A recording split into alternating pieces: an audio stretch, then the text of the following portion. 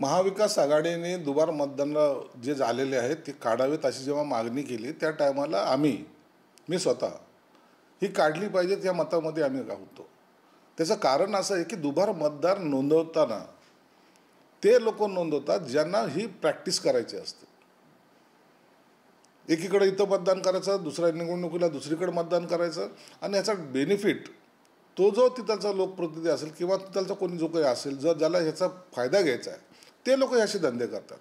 म्हणून हे दुबार मतदान ज्या यादीमध्ये आले ते सर्व काढले पाहिजे ही आमची सुद्धा मागणी आहे। म्हणून परवा त्यांचा निघालेला मोर्चा त्यावेळेला मी स्पष्टपणे सांगितलं की निवडणूक आयोगाने याची दखल घ्यावी आणि असेल दुबार यादीमधील नावं ती कुणाची का असाना ते सर्व काढली पाहिजे।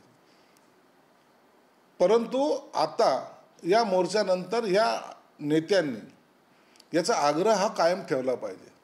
आता त्यांना कळून येईल की दुबार मतदार हे कुणाचे झालेली आहेत। आता जी काय आकडेवारी अशी शेलारांनी दिलेली ती फार छोटी आहे। माझ्या मतदारसंघामध्ये दुबार मतदारांची संख्या मोठी आहे। मध्ये आमच्या संभाजीनगरमध्ये प्रत्येक मतदारसंघामध्ये अशी आहे आणि म्हणून हे काढणं अत्यंत गरजेचं आहे। आणि म्हणून आम्ही त्या मोर्चाला कुठेही त्याच्यावर टीका केली नाही, त्यांना चुकीचे करतायत असंही म्हणलेलं नाही, परंतु हे झाल्यानंतर महाविकास आघाडीलाच त्याचा फटका पडेल एवढं मात्र निश्चित आहे। दुसरा विषय आहे शेतकऱ्यांसंदर्भातला की पंचनामे करणारे अधिकारी शेतकऱ्यांच्या खात्यावर जे पैसे टाकतात त्याच्यामध्ये 2000 रुपये मागण्याचे एक ऑडिओ क्लिप व्हायरल होते। शेतकऱ्यांकडे अधिकारी पैसे मागतायत असा जोही अधिकारी करत असेल तातडीने त्याच्यावर गुन्हे नोंद झाले पाहिजे। कसले पैसे मागतात, काय कारण आहे, तुम्हाला कोणी सांगितले पैसे मागायचा अधिकार कोणी दिलाय? आणि मग जर असे शेतकऱ्याची पळवणूक करत असेल तर ते तातडीने गुन्हे नोंद करायचं त्या कलेक्टरने आदेशित केलं पाहिजे आणि गुन्हे नोंदवले पाहिजे। आपल्या शहरात एक प्रकार आहे गतिमान मुलांची शाळा आहे, त्या ठिकाणी शिक्षक त्या गतिमान मुलाला कुकरच्या झाकणाने मारहाण करतो, म्हणजे गंभीर प्रकार आहे। विरोधक म्हणतात की सामाजिक न्यायमंत्र्याचं शहर असताना असे प्रकार घडतात। आत्ता हा प्रकार मला जस्ट तुमच्या माध्यमातून उघडकीस आलेला आहे। तातडीनं त्या अधिकारी जो असेल त्याला निलंबित केलं जाईल आणि त्याच्यावर गुन्हाही नोंदवला जाईल। मी माझ्या अधिकाऱ्याला माझ्या संबंधित असेल तर माझ्या अधिकाऱ्याला तातडीने तसे आदेशही देईल। कोणताही असा अनुचित प्रकार मतिमंद मुलाच्या शाळेत तरी चुकूनही घडला नाही पाहिजे, इतर शाळेतही घडता कामा नये असं माझं स्पष्ट मत आहे। आणि जो कोणी करेल त्याला ही शिक्षेला समोर जावं लागेल। दुसरं काय, नागपूरचे कृषी मंत्री अजित पवार यांच्या सरकारी बंगल्याच्या दुरुस्तीसाठी तब्बल 1 कोटीपेक्षा जास्त खर्च करण्यात आलेला आहे। मंत्र्याचा त्याशी संबंध नसतो, तिथलच्या अधिकाऱ्यांनी कसा खर्च कशा पद्धतीने केला हे तपासावं लागतं। मंत्र्याला दोष देऊ नका, त्या अधिकाऱ्याचं जर चुका असेल किंवा अधिकाऱ्याला कोणी सांगितलं असेल तर त्याची तपासणी झाली पाहिजे।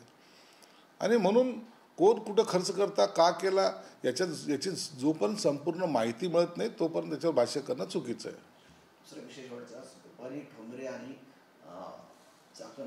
रुपाली चाकणकर यांच्यामध्ये सध्या संघर्ष चालू आहे। त्याच्या रुपाली ठोंबरे यांनी चाकणकर यांच्या राजीनाम्यासाठी आता आंदोलन सुरू केलं आहे। आंदोलन केलं आहे, त्याचं दखल अजितदादा घेतील। काय निर्णय घ्यायचा आहे हा पक्षांतर त्यांचा विषय असल्यामुळे त्याचा निर्णय घेण्याचा अधिकार त्यांना आहे। सर, आता संस्थेच्या म्हणजे स्थानिक स्वराज्य संस्थेच्या निवडणुका लागणारच आहेत। शिवसेना स्वबळावर लढणार आहे का मैत्रीपूर्ण लढणार आहे? आम्ही सर्व ठिकाणी निवडणूक लढण्याची तयारी केलेली आहे, परंतु मी वारंवार सांगितलेलं आहे की महायुतीमध्ये निवडणूक लढाव्यात असा सर्वांचाच एक मत प्रवाह आहे। आणि या संदर्भामध्ये मुख्यमंत्री देवेंद्र फडणवीस, एकनाथ शिंदेसाहेब आणि अजितदादा मिळून जोही निर्णय घेतील तो आम्हाला मान्य असेल।